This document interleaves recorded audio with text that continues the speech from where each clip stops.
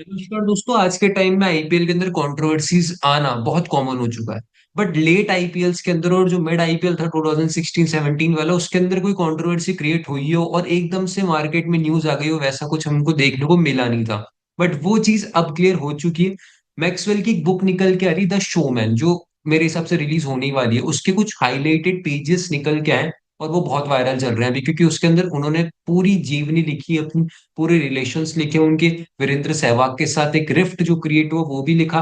विराट कोहली के साथ क्या रिलेशंस रहे आरसीबी के अंदर, केएल राहुल के साथ एक छोटी सी जो कॉन्वर्जेशन रही है, तो पूरी सारी चीजें उन्होंने उसके अंदर हाईलाइटेड करके बताई।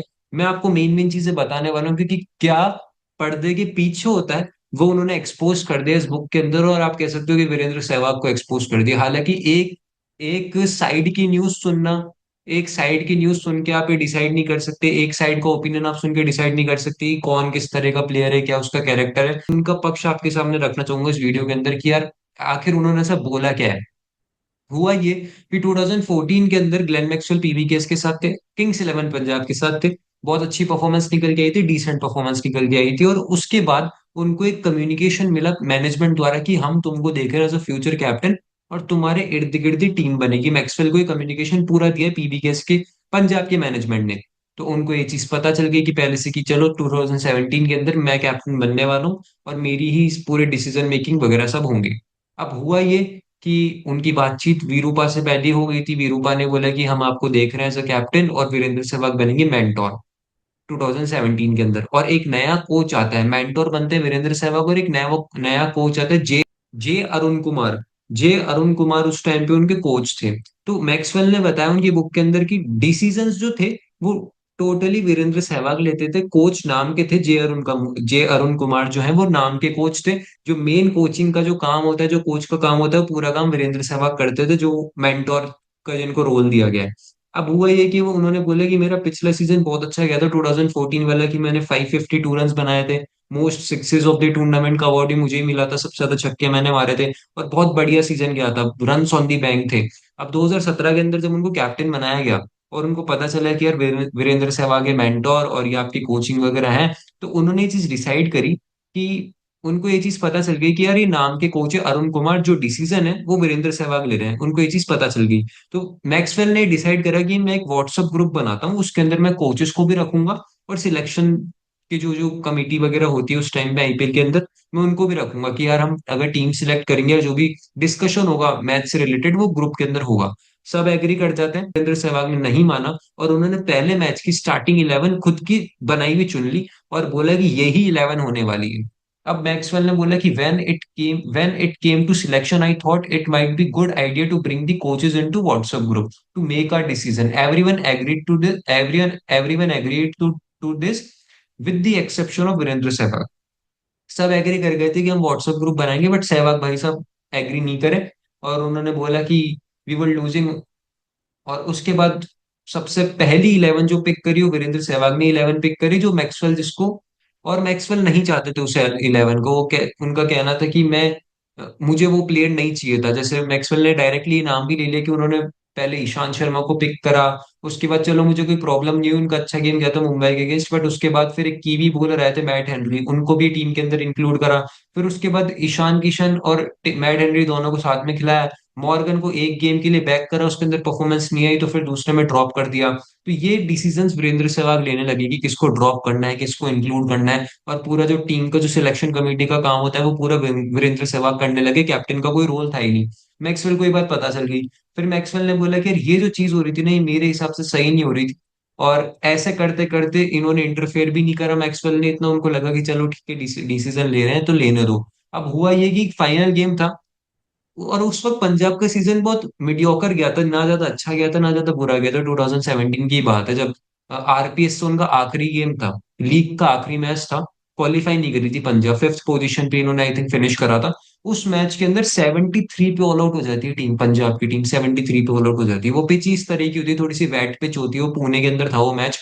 और 73 पे ऑल आउट हो जाती है। अब ये पूरी चीज जब गलत हुई तो मैक्सवेल ने ये चीज बोला कि देखो मैं फिर भी प्राउड था मेरी टीम के ऊपर कि हमने जिस तरह से बैटिंग करी। मैं मेरा कोई ज्यादा क्रिटिसिज्म था नहीं बैटिंग बॉलिंग को लेके। ऑफ कोर्स वो फ्लैट पिच नहीं थी, थोड़ा सा सीजन वैसा ही है हमारा पूरा, और जिस तरह की शॉकर बैटिंग देखने को मिली वेट विकेट पे, तो वो सही नहीं थी, हमारे एक्सपेक्टेशंस के ऊपर खड़ी नहीं होती रही वो बैटिंग लाइनअप। बट ठीक है, मैक्सवेल ने हार को एक्सेप्ट करा, और फिर वो पोस्ट मैच प्रेजेंटेशन जो होती है, प्रेस कॉन्फ्रेंस जो होती है, उसको फेस करने वो जाने लगे।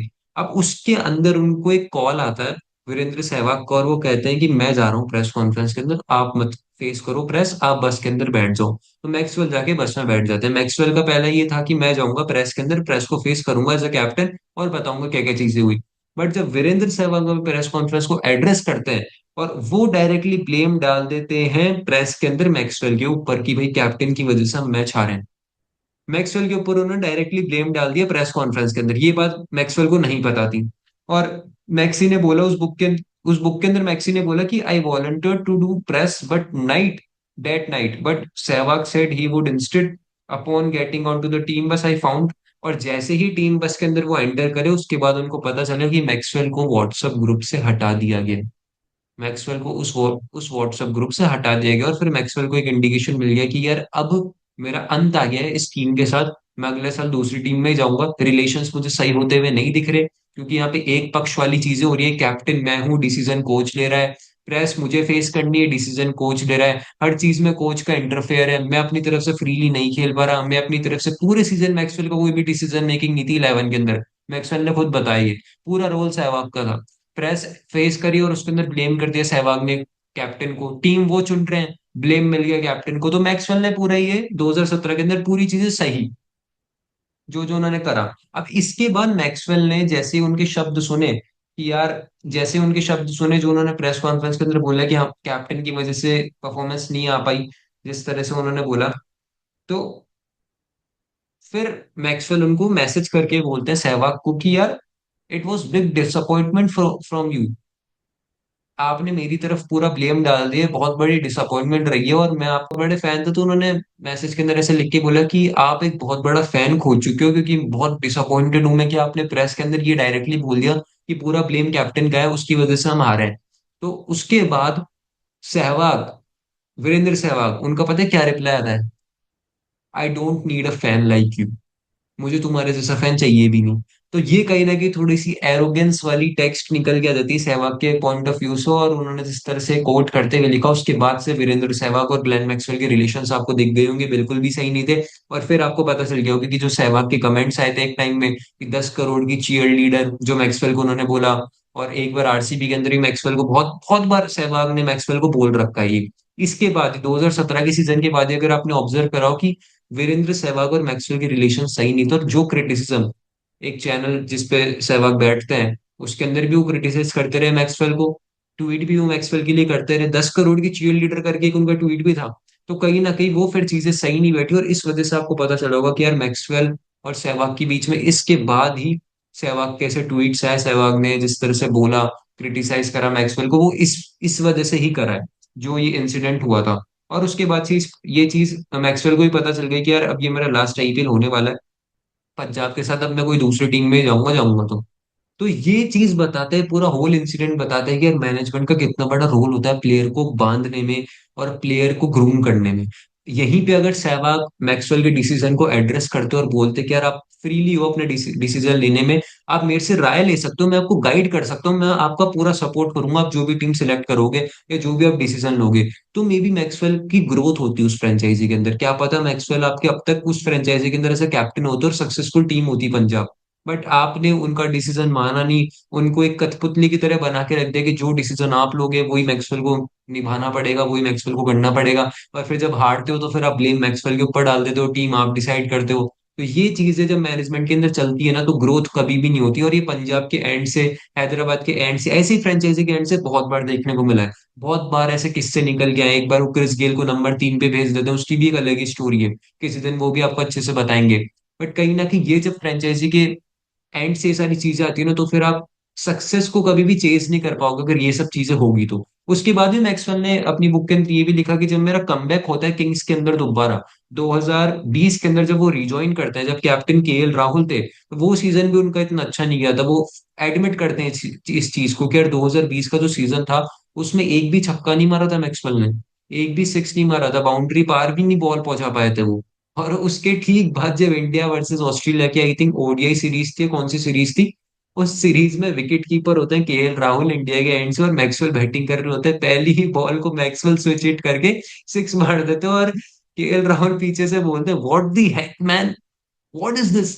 फिर मैक्सवेल उनको देख के हंस के बोलते हैं अभी तो आपको सॉरी बोल सकता हूँ, तो सॉरी बोल दिया। तो मैक्सवेल ने चीज बताई कि उनके लाइफ के अंदर एक जो पीरियड आया कि यार बिल्कुल ही परफॉर्मेंस नहीं आई, फिर उसका जो कमबैक हुआ, वो कमबैक हुआ आरसीबी के अंदर आने के बाद। ये उनको पहले ही कन्वे हो गया था, जो टेस्ट सीरीज थी 2020-21 के टाइम में एक सीरीज थी इंडिया वर्सेस ऑस्ट्रेलिया की, उसके अंदर विराट कोहली ने ये चीज कन्वे कर दी थी मैक्सवेल को कि इस बार हमारी उम्मीद है कि हम आपको लेंगे और हम आपकी तरफ जाएंगे। और जैसे ही बिडिंग वगैरह स्टार्ट हुई, मैक्सवेल भी बहुत खुश हुए, और जैसे ही आरसीबी ने उनको लिया, सबसे ज्यादा खुश मैक्सवेल हुए थे कि यार मेरा इंक्लूजन हो गया आरसीबी के अंदर। और आरसीबी के अंदर आने के बाद भी उनका एक ऐसा फेज आया था जब बहुत अच्छी परफॉर्मेंस निकल के आई थी, हाल ही में नहीं आई, बट उससे पहले जितने भी सीजन के अंदर आरसीबी के अंदर उन्होंने खेला है, बहुत अच्छी परफॉर्मेंस निकल के आई है।